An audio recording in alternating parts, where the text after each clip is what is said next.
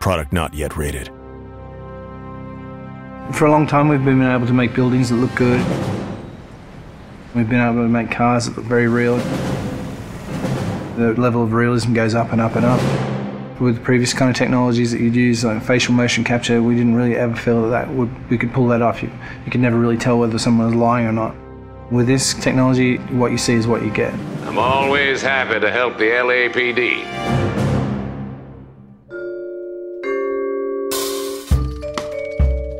We started research on it about 5 years ago. Back then, only research groups were really doing it, this kind of 3D mesh generation from optical cameras. We thought that there might be some application for what we were doing, and this story is a detective story, so the believability of the actors' performances is key to gameplay. That's one of the key strengths of our system. We can actually see all the subtle features that animation traditional ones just can't do. Cole Phelps, traffic. What have we got? It's really acting a scene in two parts. The motion capture and then the motion scanning. The motion capture captures all the body movements and where people look, so it gives you all of the eye lines.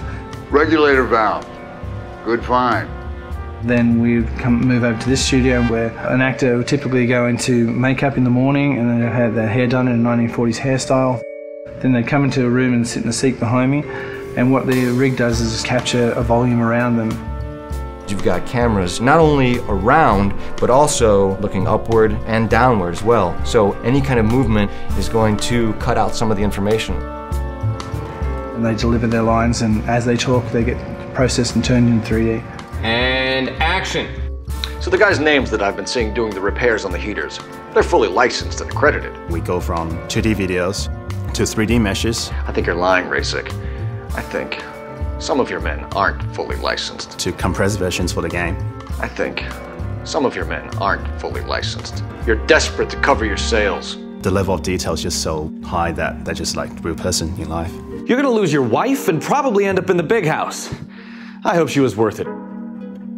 Being in the depth analysis room is a process that most people have never experienced. It's such a new technology. It's a constant close-up is what it is, but it's a close-up from 360 degrees. There's something pretty special about knowing that you will be recreated, but in another type of form. I saw myself today. Blow it off, Cole. These artsy-fartsy types always get a little flighty. It's me.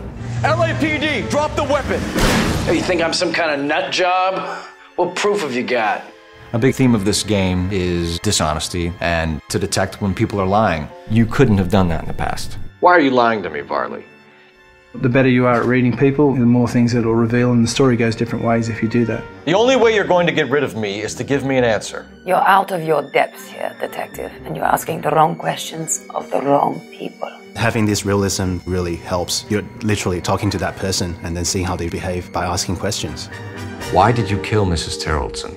I have no recollection of the people I have killed. So what if I took a look around that car? You can't be accusing me of nothing. You've got the wrong guy.